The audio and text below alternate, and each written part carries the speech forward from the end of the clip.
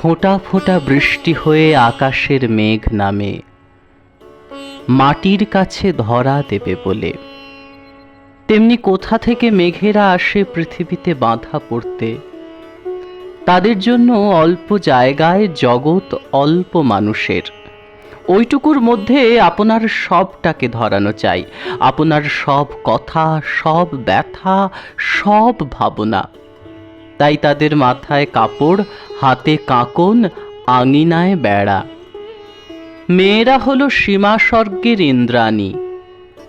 কিন্তু কোন দেবতার কৌতুক হাস্যের মতো অপরিমিত চঞ্চলতা নিয়ে আমাদের পাড়ায় ওই ছোট মেয়েটির জন্ম। মা তাকে রেগে বলে দস্যি, বাপ তাকে হেসে বলে পাগলি। সে পলাতকা ঝর্ণার জল, শাসনের পাথর ডিঙিয়ে চলে। তার মনটি যেন বেনুবনের উপর ডালের পাতা, কেবলই ঝিরঝির করে কাঁপছে। আজ দেখি সেই দুরন্ত মেয়েটি বারান্দায় রেলিংয়ে ভর দিয়ে চুপ করে দাঁড়িয়ে। বাদল শেষের ইন্দ্রধনুটি বললেই হয়। তার বড় বড় দুটি কালো চোখ আজ অচঞ্চল, তমালের ডালে বৃষ্টি দিনে ডানা ভেজা পাখির মতো। ওকে এমন স্তব্ধ কখনো দেখিনি। মনে হলো নদী যেন চলতে চলতে এক জায়গায় এসে থমকে সরোবর হয়েছে। কিছুদিন আগে রৌদ্রের শাসন ছিল প্রখর, দিগন্তের মুখ বিবর্ণ, গাছের পাতাগুলো শুকনো হলদে হতাশ্বাস। এমন সময় হঠাৎ কালো আলুথালু পাগলা মেঘ আকাশের কোণে কোণে তাঁবু ফেলল। সূর্যাস্তের একটা রক্তরশ্মি খাপের ভিতর থেকে তলোয়ারের মতো বেরিয়ে এলো। অর্ধেক রাত্রে দেখি দরজাগুলো খড়খড় শব্দে কাঁপছে। সমস্ত শহরের ঘুমটাকে ঝড়ের হাওয়া ঝুঁটি ধরে ঝাঁকিয়ে দিলে। উঠে দেখি গলির আলোটা ঘন বৃষ্টির মধ্যে মাতালের ঘোলা চোখের মতো দেখতে, আর গির্জের ঘড়ির শব্দ এলো যেন বৃষ্টির শব্দের চাদর মুড়ি দিয়ে। সকালবেলায় জলের ধারা আরো ঘনিয়ে এলো। রৌদ্র আর উঠল না।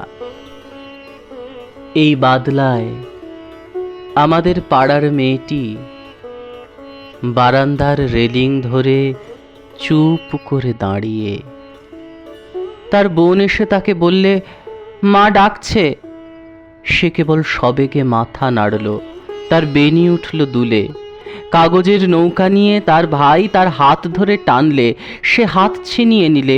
তবু তার ভাই খেলার জন্য টানাটানি করতে লাগলো, তাকে এক থাপ্পড় বসিয়ে দিলে। বৃষ্টি পড়ছে, অন্ধকার আরো ঘন হয়ে এলো। মেয়েটি স্থির দাঁড়িয়ে।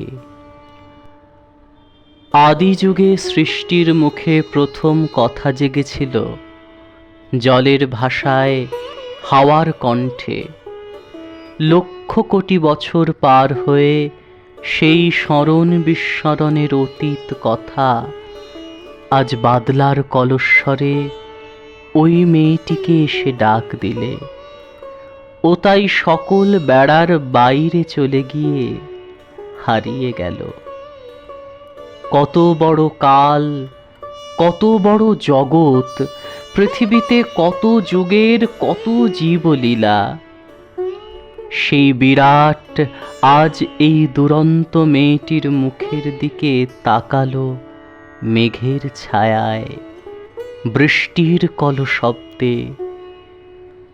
ও তাই বড় বড় চোখ মেলে নিস্তব্ধ দাঁড়িয়ে রইল, যেন অনন্তকালেরই প্রতিমা।